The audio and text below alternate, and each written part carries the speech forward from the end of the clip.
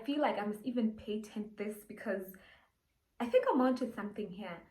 I think I've discovered something. Like, this is not even clickbait, and I did it and it worked well.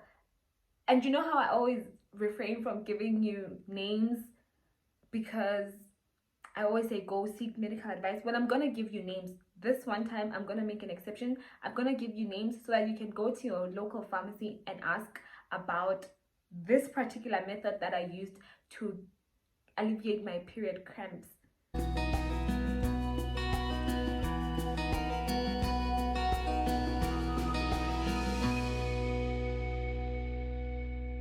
Like, I'm having so much fun. Like, I know I've said this in a lot of my videos that I don't know why I always like preface with, oh, I'm having so much fun. Like, I didn't always have fun, but I don't know if it's because I'm well rested or yeah, but I'm having fun doing these videos lately. Like, I don't know what's going on.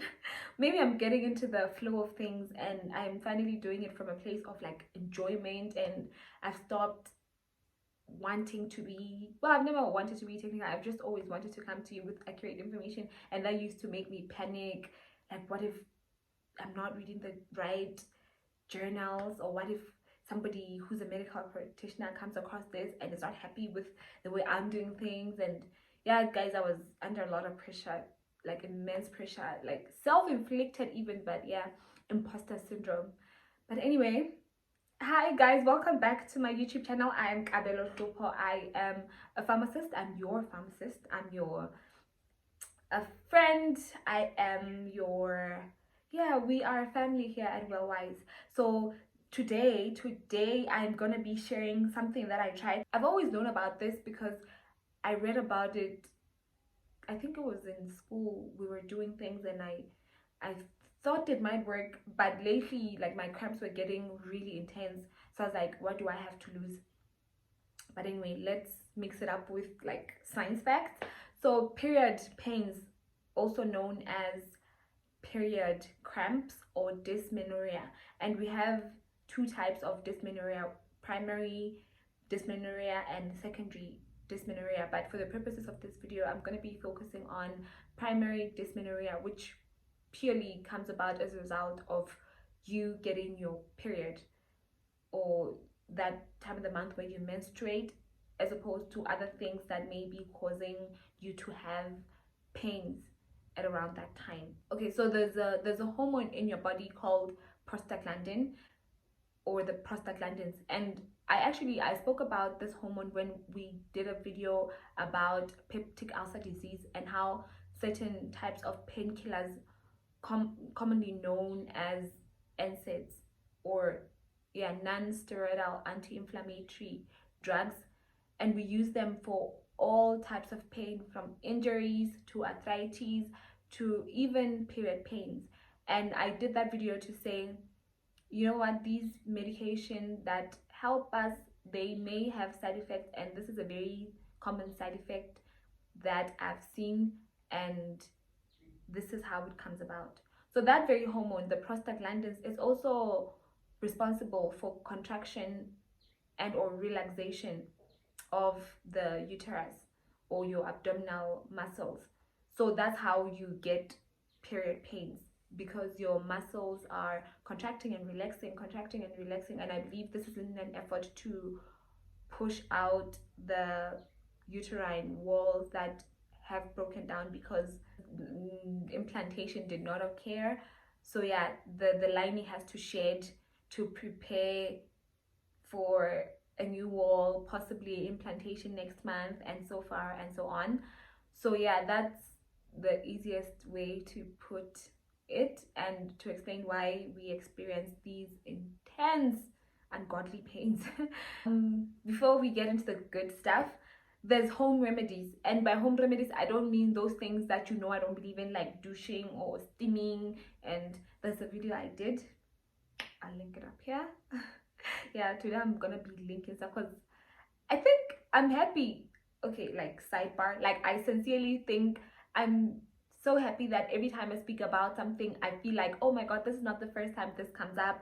I've spoken about this before. Let me link something up here for you guys, which means I've been working on this thing, and it makes me so proud of myself that I really stuck with this, and I've come a long way. And like I actually, this is why, because I keep saying, oh my god, I'm so happy to be here, I'm so happy to be actually doing this, and I realize it's because I've really stayed disciplined, and I've stayed committed, and I've been consistent, and yeah, I've shown up for myself and for you.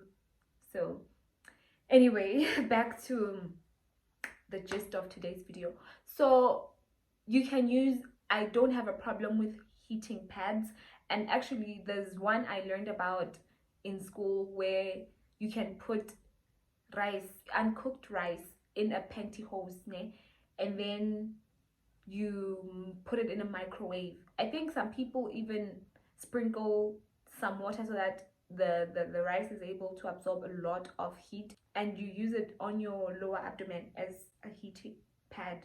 If you wake up and you're in pain, I know, if you decide in that moment that you're gonna go to the gym instead of curling up and crying or taking a hot bath, then you're a better person than I'm. Like I commend you. But in cases where you know you have your period, or you're on your period and you wake up and you're not feeling the cramps yet, if you go to the gym, I found it helps with, like, along the day, as maybe the period pains may come, it's not as intense, and because your mood is already elevated, as opposed to when you'd be dealing with mood swings and the pains now, it's easier to manage. Yeah, there's a science, actually there's a science behind that, but that's not why we're here today. Today we're here for the medication I used. A side note, 28 days is not the typical length of a cycle or duration for a typical woman, or for the average woman. I know we always, people who get like 27 days or 30 days say they have irregular periods sometimes, but that's not actually it. I read an article. You see, even though I'm happy and I'm chirpy and I'm dancing, I still read articles for you guys. So I actually read an article that said, no, the average woman or the average menstruator does not have a 28-day cycle. So I think that's something to note, so that we're not too hard on ourselves, or we're not overly anxious for nothing. So that's just a side note. So anyway, on the 2 days, the app will tell you that you're gonna get your period. So when you start PMSing and you have cravings, and I say go to the gym or start working out or walk, anything, just get your body moving, and it enhances your mood, and you'll start feeling different on the day before. Like, there's no pain, there's nothing, there's just the knowledge from the app that, hey, your period is coming tomorrow. So I took Hyoscine. I think the brand name is Scopex. Yeah, you can get it over the counter, Scopex, and it helps with spasms or cramps, or yeah, because even people who have cramps that are not related to periods, like even if you have a tummy bug or diarrhea, or yeah, any sort of abdominal pain, you can take Hyoscine,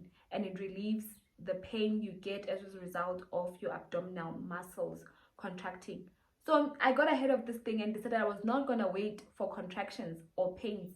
I was gonna use it the day before.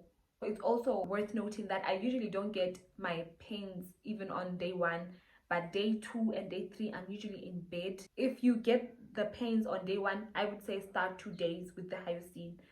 So I took the Hyoscine, 1 tablet 3 times a day. Again, I was not in pain, but I knew the pains were coming and the muscles were gonna start contracting soon, so I wanted it in my system. And then on the first day, I just waited it out. I just wanted to feel if I would feel. I wanted to feel if I would feel the backache coming, and I did. So, but I did, it was nothing, no pain, just pressure, but not pain, just knowing. I don't know if also because now you know, you start feeling things because you're used to feeling things, but yeah, there was a pressure and back pain, yana. And then on day two, I remember I was going to gym. It was a Tuesday. So first thing in the morning, I didn't even wait. I took my, because that's the day when I have the heaviest flow, and that's when I actually would be in bed curled up. Like even if I'm at work, I usually take some time out to just nap because of the type of medication I use. They make me woozy, and so I take a nap. But on the second day, this time I took the I took the hyoscine before I went to the gym. And during my workout, I felt that, okay, there's something. But like, it was not, compared to what I'm used to, it was nothing, because I was able to get through my exercise. And okay, I threw up after working out. That's what happens to me every month, by the way. And it was not hectic. I just felt it coming. I excused myself, did my business, and it was none of the like really intense stuff that I'm used to.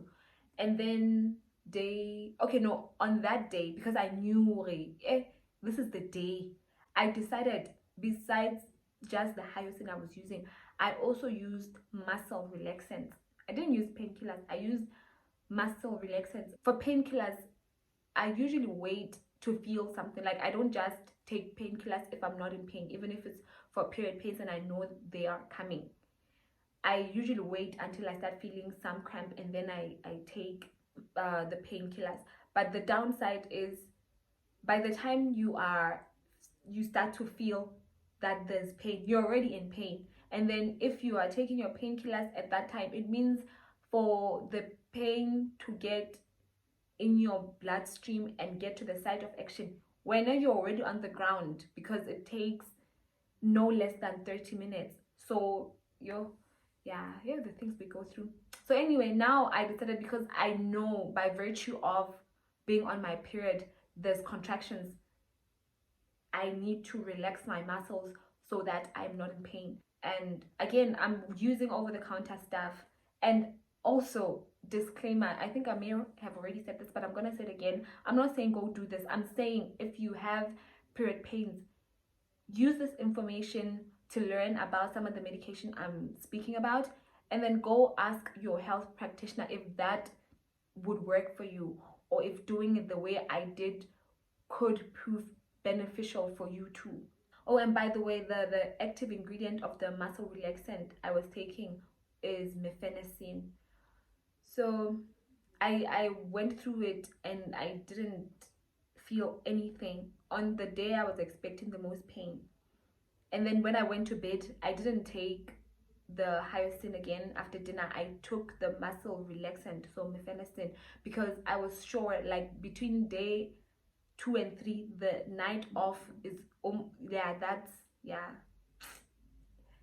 it's very very serious night. So again, I didn't want to wait to feel anything. I was just like, I'm on my period, it's day 3, obviously there's muscle contractions, so I'm gonna get ahead of this thing, cause them to relax and not cause me pain. There's so many disclaimers with this one. So I tried this. There's a science behind how those pills work, and the reason I'm comfortable doing it, and I sincerely don't believe it's abusing anything on my part, it's not overusing pharmaceutical products, is because typically on a 5-day period, if day 2, day 3, day 4, I'm on pain meds 3 times a day with each meal, then I wanted to try an alternative, and this one worked. So again, I'm not saying go do this thing, I'm just saying go ask, research, depending on what your cycle is, depending on what your pain threshold is, depending on how intense your pain is. Ask your doctor or your pharmacist about hyoscine and mefenacin, and have the conversation. It worked for me, so that's it. That's the good stuff. That's what I did to myself, for myself, and now I'm sharing it for the greater good of humanity. Thank you guys for staying until the end of this video. Don't forget to like, don't forget to share, because this is very very very serious. This is very very very very important. This is important. This is good information. Share, like, comment, subscribe, and yeah, I'll see you in my next video, guys.